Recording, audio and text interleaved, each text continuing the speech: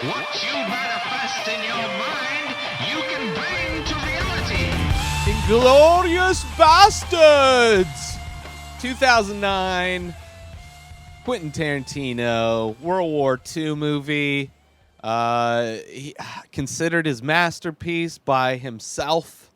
For many people, it's their favorite Quentin Tarantino movie. I rewatched it, obviously, after the watching Once Upon a Time in Hollywood.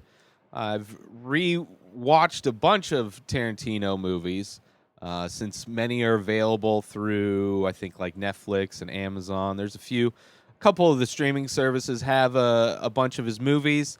And it's what better time than after not only watching Once Upon a Time in Hollywood once, but watching it twice, going back to rewatch some of his other movies.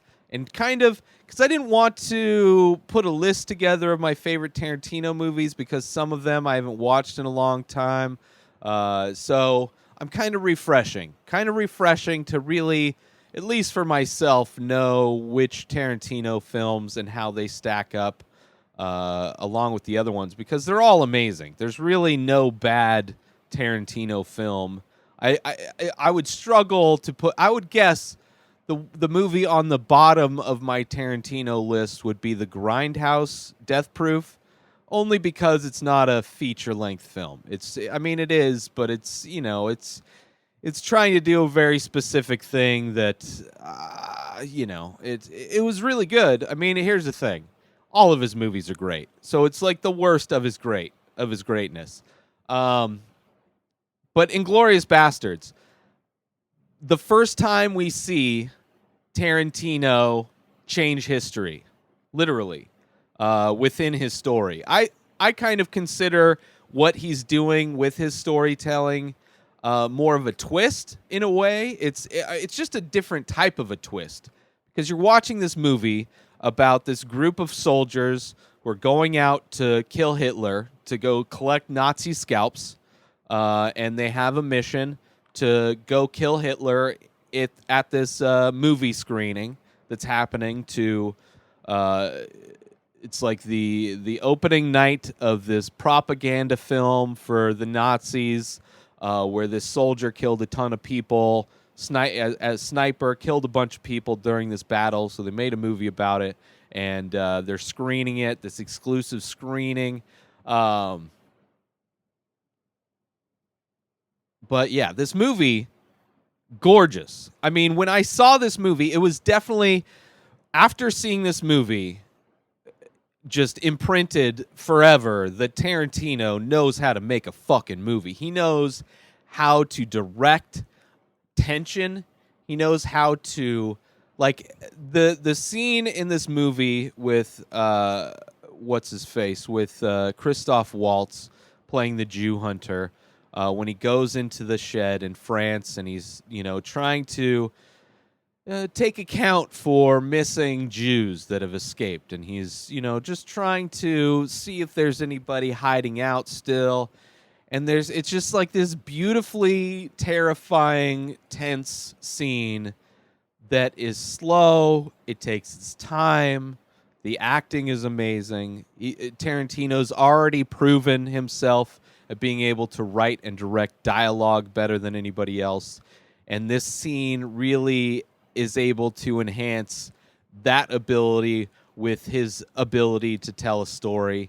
And I mean, as far as one of the most beautiful films that he's made, it was definitely at the top of the scale. I mean, since then, he's come out with, I believe Django came out with after that. Hateful Eight came out. Once Upon a Time in Hollywood came out after this. But still, I mean, just an amazing film. It has problems. Brad Pitt, I think this was his first time working with Tarantino. The accent that Brad Pitt puts on for this film, I think, was done better in Once Upon a Time in Hollywood, because Brad Pitt seems to have a very similar kind of accent in both, except for it's toned down quite a bit more. It's more subtle in the Once Upon a Time in Hollywood version or portrayal or characterization that Brad Pitt has. Where this one, it's a little bit too much. Watching it more recently, it wasn't quite as jarring. I think mainly because I had seen it before, or I was prepared for it. But still, it wasn't probably the one thing in that movie, Inglourious Basterds, that was lacking. But the casting is amazing. Eli Roth, who is, I think, Eli Roth and his friendship with Tarantino, you start to see that in Tarantino films, like the very end of Once Upon a Time in Hollywood, the very end of Inglourious Basterds, even, where it's just like super over the top violence, but still it's done in a way like. It's done to the bad guys in the films because the history that comes with those, he gets away with it. Like, he's using history as a way to predispose the audience to think they know what's going on. And then he has a twist at the end where he says, fuck history. I want some retribution in this story. And within the retribution is going to be graphic, over-the-top violence.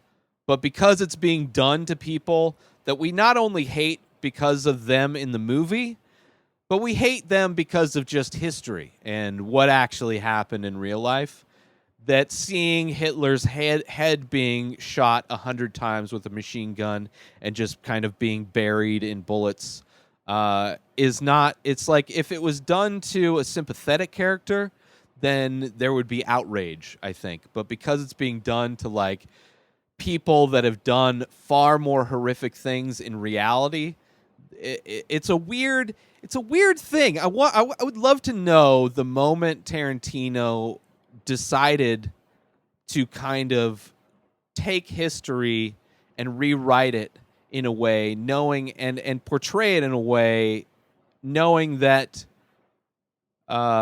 it would have that kind of impact. Because it's definitely something that I don't know how much he's using of it. I mean, in Django, I don't think necessarily, I don't know if that is based around a true story. I mean, clearly slavery was a real thing, and within the slavery, which I'll talk about Django tomorrow, but, there's kind of that similar thing in that movie as well, but not quite the same.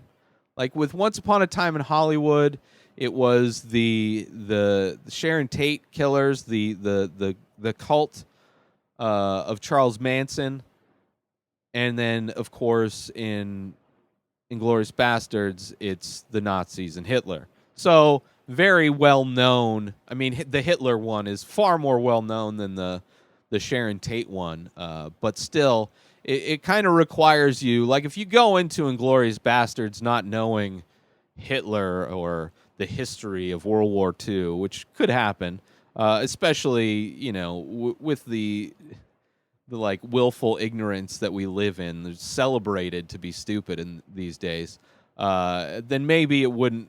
It's just so good. It's just so good. The Shoshana storyline, how lighting the film on fire. This is also a film where I think he used narration or voiceover narration. Also, I think he used it a little bit in this one as well. So you kind of see these things that Tarantino's starting, these tools that he's starting to use in his storytelling in this film, and I loved it. It's so good, such a good World War II film. I really enjoyed it. Obviously, I'm a huge Tarantino fan anyway, but go back and rewatch it. I enjoyed Once Upon a Time in Hollywood more, kind of revisiting to see his path and how it's changed over the years. But that's it for this episode. New episodes daily. Subscribe on IGTV, YouTube, and everywhere else podcasts are found. Go buy my artwork over at InspiredDisorder.com and save 10% when you use coupon code INSPIRED. At Ray Taylor for me on all social media. Have a wonderful day, everybody. Peace out!